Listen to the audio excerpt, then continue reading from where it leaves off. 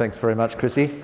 And thank you, everyone. It's a pleasure to be standing up here today at RIU to present an update on Meteoric and how Meteoric's been going over the last little period of time. A quick snapshot of the company. The company has 2.3 billion shares on issue. We have a market cap of just under $180 odd million, and really importantly, we've got $29 million worth of cash on hand as we speak. The board, Andrew Tunks, I'm sure he's very familiar to the RIU team and audience. He's really been the driver of Meteoric and continues to present us with great direction. Paul Kiddo, also I'm sure well known to the RIU team, has a great exploration background and is providing us with good support across all areas. Peter Gundy may not be quite as well known to everyone here, but Peter is a founder of Neo Performance Materials and brings great insights into the downstream of the rare earth story. Most recent, Naomi Prins, who's from the big end of Wall Street, has worked with significant Wall Street bankers and is now focused on US government and infrastructure. But really importantly, a guy who doesn't get much credit is Marcelo de Caravalho, who's our executive in Brazil. Marcelo has been focused over the last few years in terms of bringing the government and the funding solutions forward for Meteoric. So he's really driving the Brazilian investment story. The project itself, in the southern corner of Minas Gerais, the general mining state, right on the border of Sao Paulo, the industrial heartland. It's a great location. You fly into Sao Paulo, you drive for 4 hours on 3-lane freeways, and we're there. The office is located in Poços de Caldas, and we have a population there of about 170,000 people. It's a brownfields mining environment. Okay, we don't have to build any camps, we don't have to build any airports, we don't have to build any power stations. We're going to operate on pretty much 100% renewable energy, sourced from hydro and sourced from solar. So it's a great location to be thinking about building a mine there, and that's exactly what we want to do. It's also important to remember that Meteoric's only been around in its current state for a couple of years. We've done an awful lot in that 2-year period to bring grade, recoveries, and a really significant resource base to the marketplace. So we sit here now with some fantastic grades. The ANSTO work that we've been undertaking over the last couple of years, which culminated just prior to Christmas with a 15-day continuous piloting process, has validated the recoveries that we're able to get up to 70% for magnetic rare earths, which is really important. So when you align that with the scale of the project, we've got an amazing rare earth project, absolutely. And I think, I'll get onto the drilling results, but one of the really important things that we've been able to achieve over the last period is the scoping study. The scoping study really tells us why this project works. It works in any scenario, it works in the current spot scenario, and of course, it only improves as rare earth prices, which are forecast to improve, our profitability will obviously get better. I want to touch also from an environmental perspective. We lodged our environmental impact statement in May last year, and that environmental impact statement is working its way through the process. We've had a number of key milestones which have been delivered over the period. We had the very successful public hearing in the town of Caldas. We've had the environmental authority out to site and have gone over site, very positive. We've received approvals for some trial mining. So we're working through the steps, and the environmental process is absolutely on track. But this has all been driven by the drilling and the great work of the drilling team. We've got 2 air core rigs, and we're hitting records in terms of the development at Poços de Caldas and in Brazil more broadly in terms of the metres that we're actually drilling. So a couple of examples of the drill work that's just been undertaken over the last sort of couple of months, and I should also say we've got 740 million tonnes at over 2,500 ppm. We've got a lot of material, but we really think it's important to continue to undertake our drilling programs. And it's really important for these couple of examples that I want to talk through. Barra de Baku. Barra de Baku was released just before Christmas. Some great grades at Barra de Baku, up to 8,000 ppm, from surface, no strip. It's going to be an absolute extension of our mine plan. But what's really important is it's going to be adjacent to our first mining location at Capo de Mel. And you can see from this slide, Barra de Baku is in the red, and Capo de Mel, which is where we're going to start our mining operations, is immediately north. So our environmental impact statement says we're going to get environmental approvals for Capo de Mel, Figueira and Suburbo. They're the ones. We're going to be mining at Capo de Mel for 15 years. It gives us plenty of time to work on getting the environmental approvals for BDP. Great grades, just an extension. And what's also really important is it's next to the processing facility. So literally a stone's throw from that green area, which is the footprint of the 5 million tonne per annum processing facility, which we're going to start construction of in around the middle of 2026. So there we see it, at Capo de Mel. That unfortunate brown colour is the starting point, and you can see those really high grades are adjacent to that Capo de Mel boundary. So it just makes sense.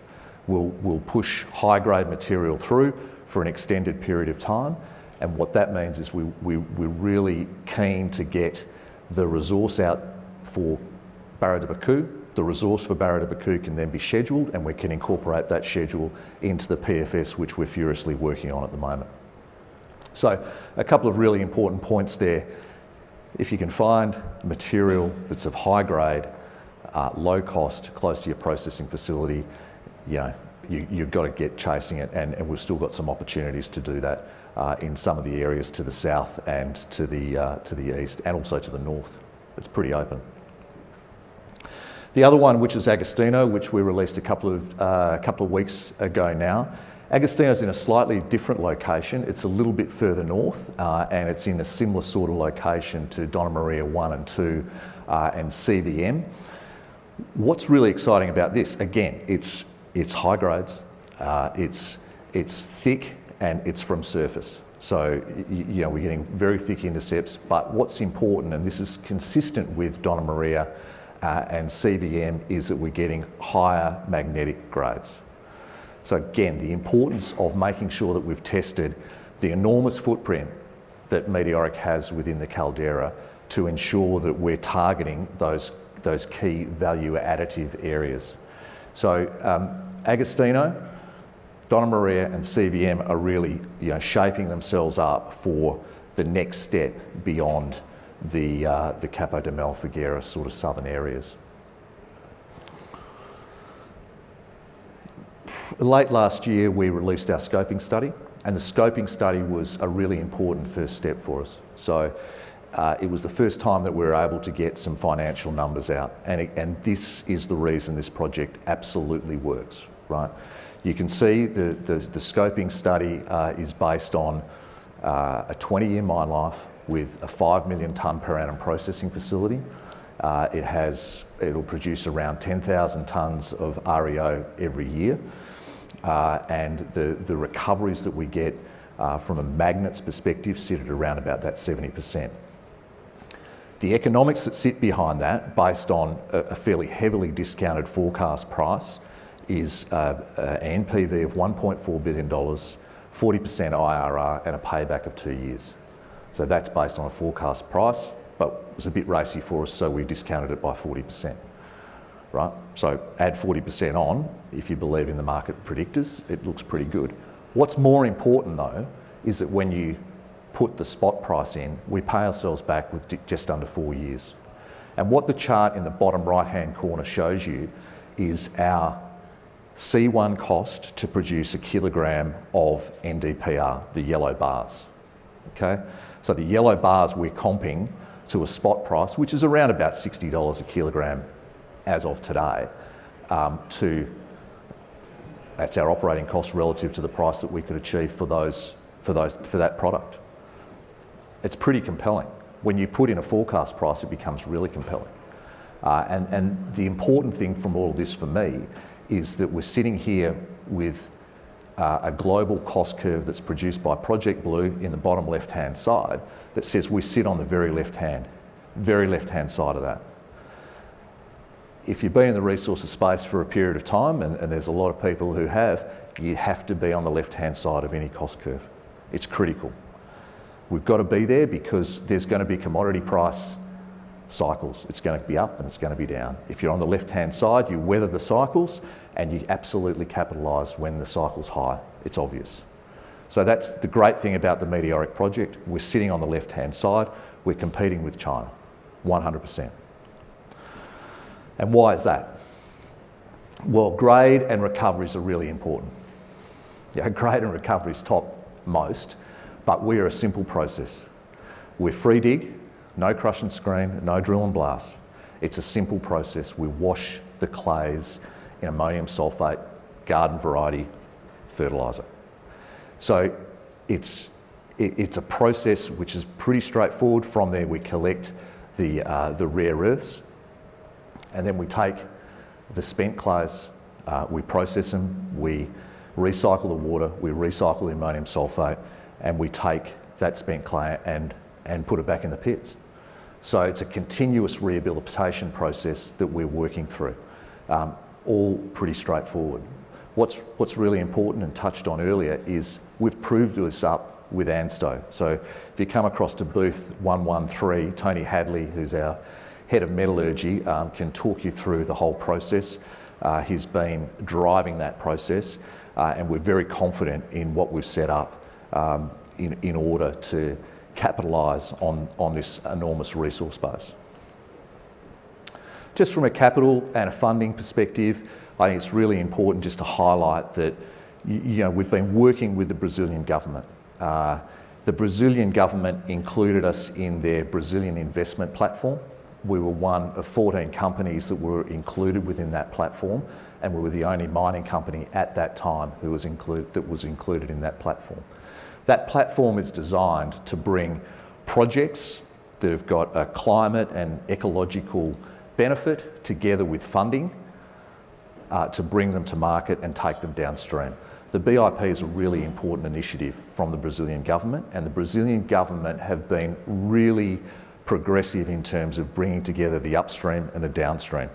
In 3 weeks' time, there's a meeting in Rio that we'll be at that talks to exactly that. It's organised by the Brazilian Development Bank, BNDES, and they're bringing upstream producers together with the downstream consumers and manufacturers. It's a really important initiative, and Brazil's really focused on it. So we're very pleased to be working with the Brazilian government on all fronts there. But the reality is that we've got a $250 million letter of interest from US Exim. EFA in Australia's really interested, and I've also spoken about BNDES, another development bank. This project funds itself through the Export Credit Agency initiatives. So again, it's a project that we see as being imminently fundable. We've got NEO and Ucore have both signed non-binding offtake agreements for 3,000 tonnes of TREO each. That's about 2/3 of our production. So we've got another third that we'll be looking to work with other strategic investors in terms of their potential to invest in the company, provide some strategic equity, provide some offtake, do that sort of thing. So, there's a lot of things that we're working on from a funding perspective, but we're in a really positive position on that front. CapEx is $400 million. It's in the scoping study, and we're working really hard on the PFS. Future potential touched on. We're starting in the south, Capo de Mel, Figueira, and Suburbo. This slide here, the yellow highlight doesn't include Barra de Bacu, but it will. So that's the initial starting point. The expectation is that we at some stage will move into the north. I don't want to get the cart in front of the horses here, but Agostino and the others are really setting themselves up to continue that development. And we've got an enormous footprint. The scale's fantastic. So there we have it, the Caldeira project. It's a great resource. It's a great recovery. We've got an enormous an enormous footprint yet to be explored, but it's low cost. So, and we've got great support from the government. So there we have it. Thank you.